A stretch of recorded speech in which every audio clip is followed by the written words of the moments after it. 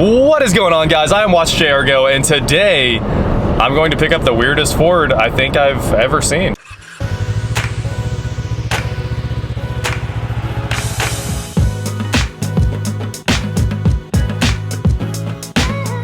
So of course we're on a road trip like every one of these things starts. Most of the cars I want aren't in Wichita, so we're headed almost to Missouri to pick this thing up. It's about a 1.5 to 2 hour drive, something like that. I've got Jesse with me, and yeah, he's gonna pilot this bad boy back while I drive the EXP. I saw the ad on Facebook this morning and it said, you know, 1982 Ford EXP, runs and drives, no rust. And I was like, well, that's good enough for me.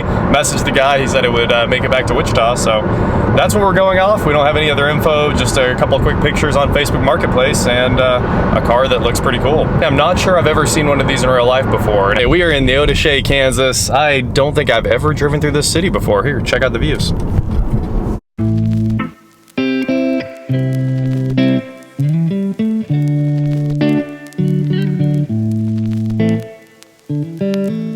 Neodesha definitely fills the small town Kansas description here. It's got a Subway, Sonic, Pizza Hut, Dollar General. As long as you have those four, you know you're officially a small town. Oh, check that out. Is that a Suzuki Samurai? Ooh. And here it is.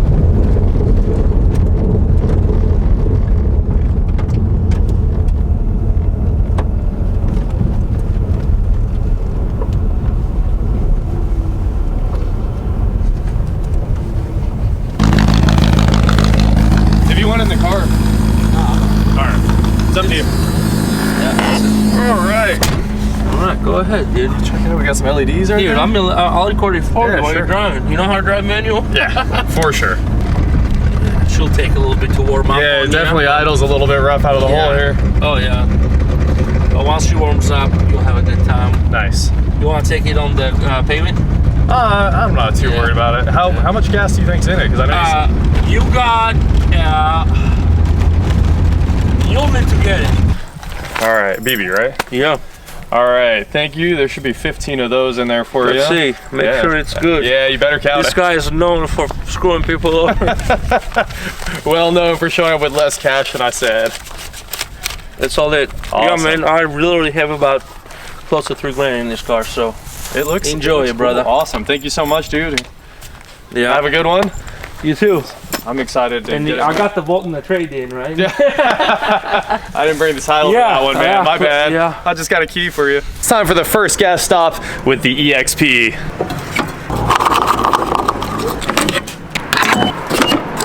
It definitely needs cleaned up, and I'm gonna check the oil to make sure it actually has oil in it. Okay, I checked the oil on the EXP, and it looks watery. It doesn't look like it's oil. It looks like maybe you filled it with, I don't know, something weird like power steering fluid. I'm not really sure what, but it was so runny, and it doesn't feel like any normal viscosity. I figured there's a Napa right here. It's the only auto parts store for miles. We have to drive it 100 miles back. We better change the oil before we go. So we're gonna try to change the oil right here in the street, actually.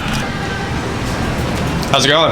Good, how you doing? Oh, not bad. All right, we've got oil and we've got a pan. We borrowed a crescent wrench from Napa, and they loaned me some red rags too. So we're ready to change this oil in the street. Hope the police don't like see us and get mad. The wick's filter though, so I can't be mad about that. And we bought this Napa tin dub full synthetic because it was outrageously overpriced and they didn't have any of the ones that were on sale. Loosen it first so it doesn't look like I'm struggling. Had to buy a new set of wrenches. Let's get these open here. Was not expecting to have to change the oil in the street when we picked this car up. All right, there's our 16. Apparently, if you have an EXP and you need to know how to change the oil, this is just the whole oil change video. It takes an unknown number of quarts because there's no articles on Google about it. It takes a 16mm wrench, which is also something I couldn't find on Google, and then you're gonna need a pan and an oil filter. Oil filter is a Wix 51-51-6. So, with no lift and no creeper, we're just gonna hop right under here, pop the bolt loose. There we go. And oil. It's probably a little bit warm because, of course, we've just been driving it. There's no metal on the magnet. That's nice. It doesn't look pretty though. I don't know. It's not as runny as I thought, but it's definitely not good looking oil. We also haven't found the filter yet, so that's our next order of business here. Ah, there it is.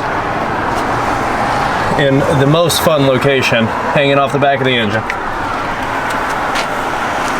You've got this vacuum diaphragm here, and you've got all these cables and that line right there, which is the EGR, it looks like. And you got to slide the filter straight in through there, and then come down quite a bit, rotate it straight in like that, and then turn it on. So a little bit of acrobatics, but nothing you can't solve if you've ever changed oil before. Now for the fun part, the no funnel fill. And it's windy out. Oh, that oil looks so much better. It's nice and clear.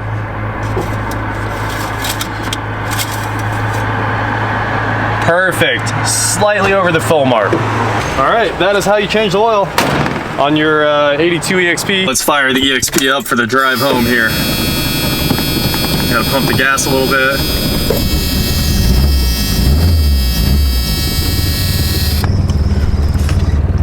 Lights work. Well, that took much longer than I had anticipated, but we are finally rolling out of Neodeshe, headed back to Wichita. The sun's going down fast.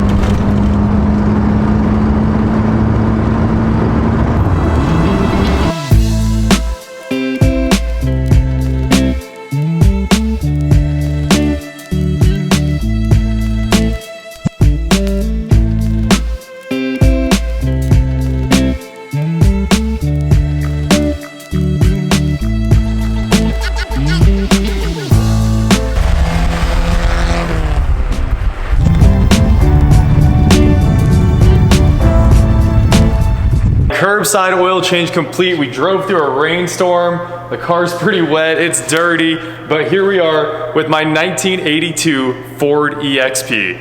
82 is the first year of the EXP. It's based on the Escort platform, and it's also the pre-probe. And this is also a front-wheel drive, two-door, two-seat configuration. Hatchback, so it's kind of a three-door, and an overwhelmingly underpowered 1.6 liter four-cylinder engine. It makes 70 horsepower. It's also carbureted. It was shortly after this that they switched to fuel injection. The first digit of the VIN is a 2, so it's one of the EXPs that were built in Ontario. This one and the early LM7s, well, all of the LM7s for the most part, were built in Ontario. The LM7 is the Mercury version of this car with no changes other than a slightly restyled front bumper and the bubble top hatchback. It was also killed only 2 years after its introduction due to poor sales. The EXP lived on for a total production run of 6 years. This car is 36 years old in 2018. So let's take a tour. First, let's get the hood open. Then you can see inside this beautiful interior. Hood prop's kind of weird on this. It kind of curves in and you have to bend it out to put it into its spot. But here is that 1.6 liter four-cylinder engine. We've got that 4-speed transmission mated to the 1.6 liter right over there. And I think this may have been one of the first cars with electric fans because it has this huge electric fan motor in here. If you can see that, it's like 4 inches deep, and it seems like it draws a ton of power when it's running. There was definitely no way for them to do a crank-driven fan on this car, so it kind of makes sense that it would be one of the early electric ones. This car was definitely economy-oriented while trying to be sporty, and it failed on the sporty mark, but maybe it delivered on the economy mark. Car and Driver reported they got 44 miles per gallon out of this during their testing. I drove it home. I put about 11 to 12 gallons in it before I left, and I think it made it about 200 miles. So my mileage is significantly worse than that. Maybe it's because it's running rough. I don't know. Now let's head around back.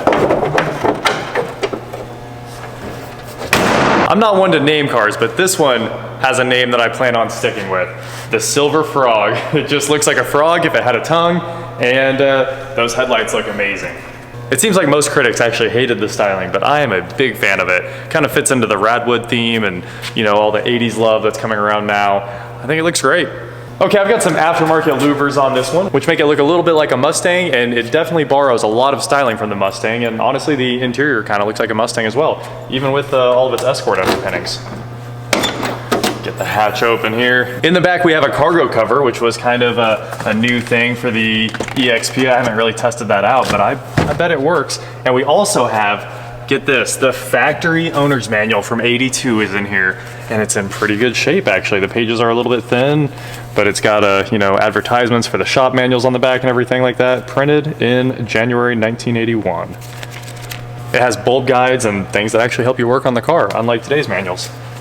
We also have the original brochure back here, even though that's not original. It looks like it was printed on like a color laser, but yeah, there's some cool documentation in there.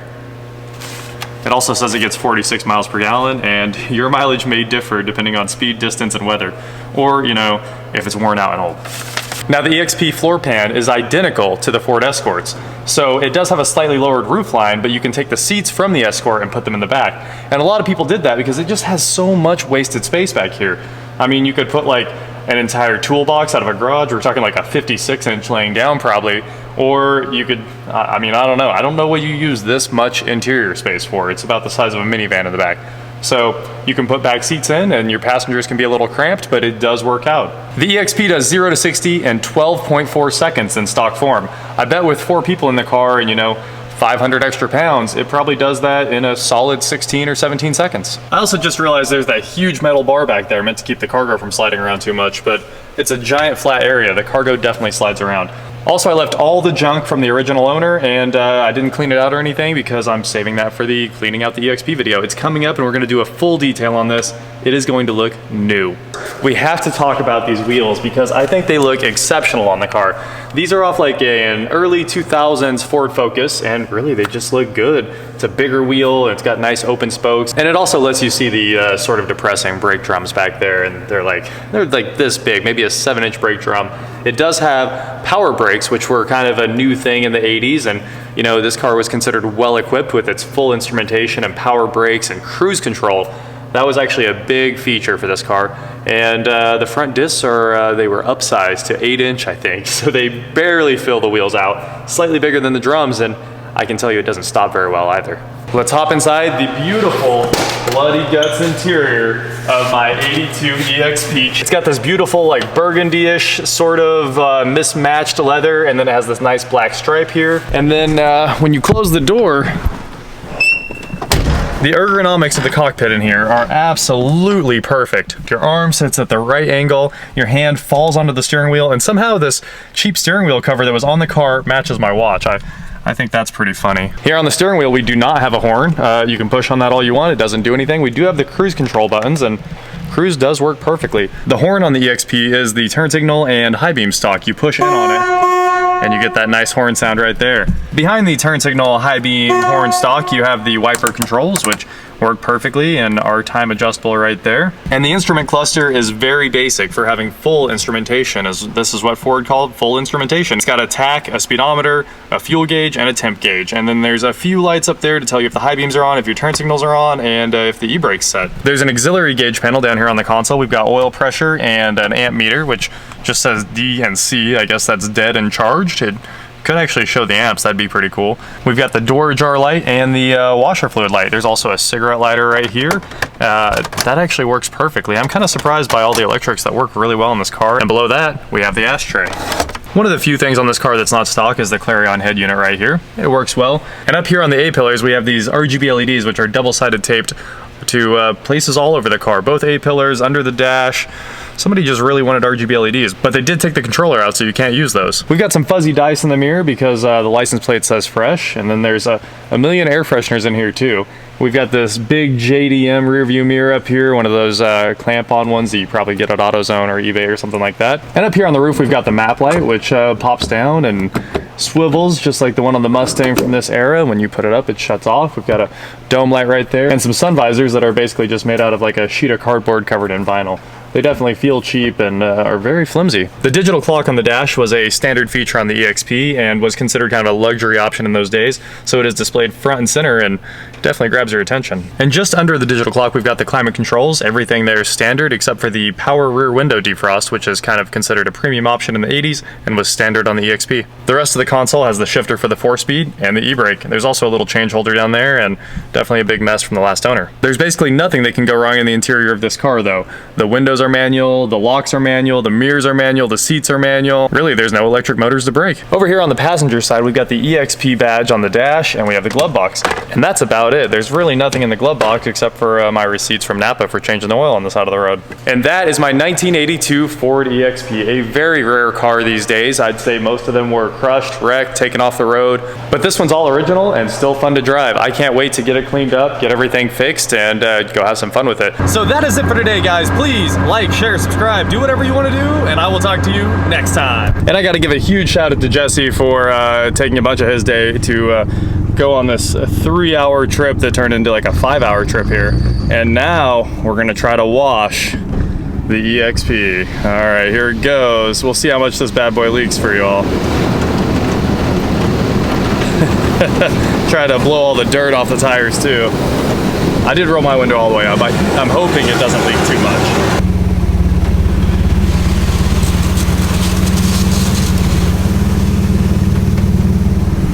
No leaks yet. Yeah, there's a little bit. You got a little sprinkle. I got a little sprinkle that time too, but that seems to not leak. I'm impressed. All right, so it's Jared's birthday party after going to get the EXP. So now it's time to race some go-karts, and I gotta sprint over here because they've already got their helmets on. They're ready to go.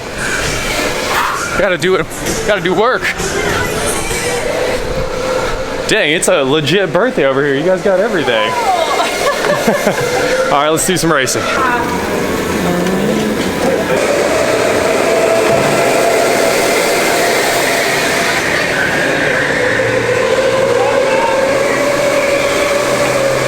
Down on this birthday food here. Thanks to Sarah. Yeah, it's a whole feast. Yeah.